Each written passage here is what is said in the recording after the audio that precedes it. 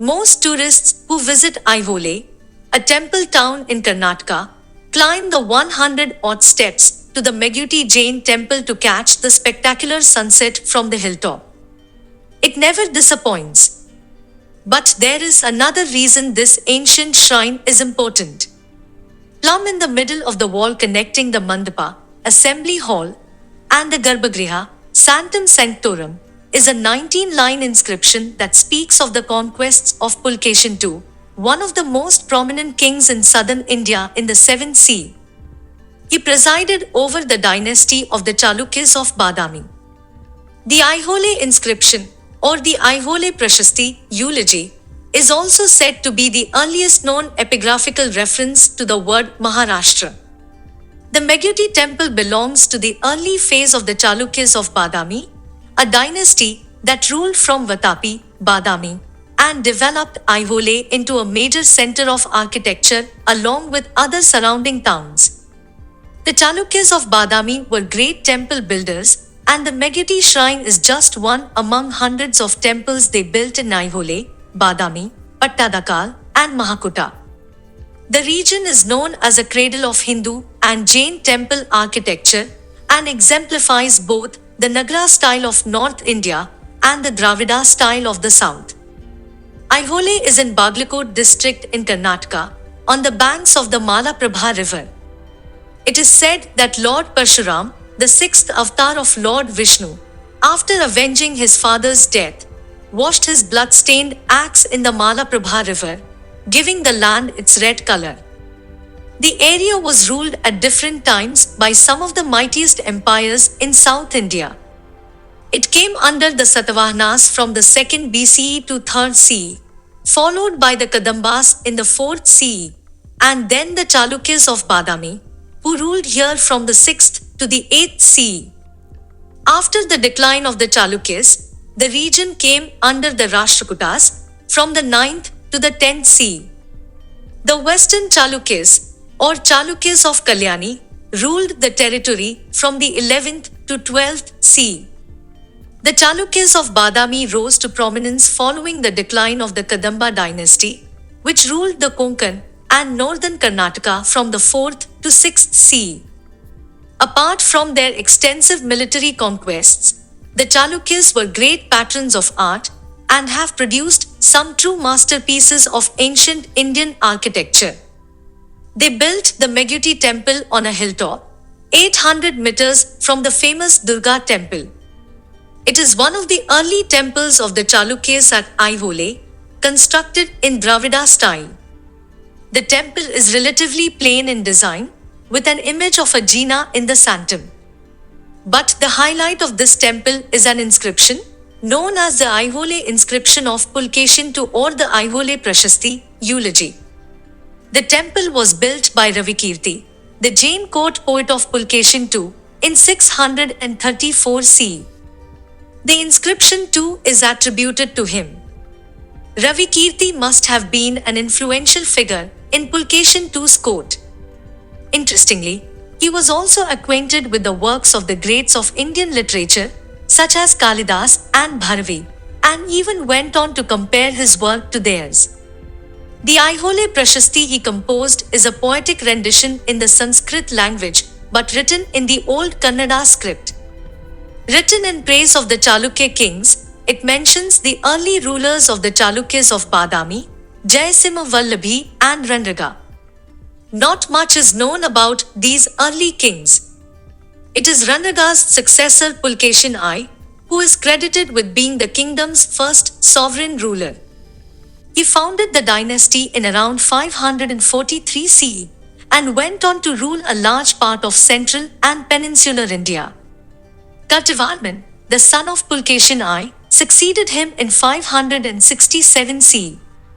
He defeated the kingdoms of the Nalas in Chhattisgarh, the Mauryas of the Konkan, and Kadambas of Banvasi in present-day Karnataka. His younger brother Mangalesha, who ascended the throne in 598 CE, defeated the Kalachuris, who ruled western India in the 6th to 7th CE. Pulkeshin II and his conquests. The Chalukyas of Badami reached their zenith under Pulkeshin II, R.C. 610 to 642 CE, the son of Kartavarman. He was the greatest ruler of the early Chalukyas. During his reign, the early Chalukya Empire covered most of the Deccan region. However, his accession to the throne was not easy. A civil war broke out between Pulkeshin II and his uncle Mangalesha, which Pulkeshin eventually won. The war cost the empire many territories, but Pulkeshin II reconquered and recovered them. Ravikirti, in his poem, goes to great lengths to glorify the military conquests of his patron, Pulkeshin II. He says in the inscription that after ascending the throne, Pulkeshin II faced a rebellion from two rulers, Appayika and Govinda. While there isn't any record of who they were, the inscription reveals that Pulkeshin II befriended Govinda, made him an ally and defeated Appayika. Banvasi, the capital of the Kadamba dynasty, was conquered by Pulkeshin II. The rulers of the Ganda dynasty of South Mysore and Alupa in Karnataka accepted his suzerainty. He also invaded the kingdom of the Mauryas of the Konkan and defeated them. In the west, he captured the regions of Lata and Malwa in present-day Gujarat and Madhya Pradesh.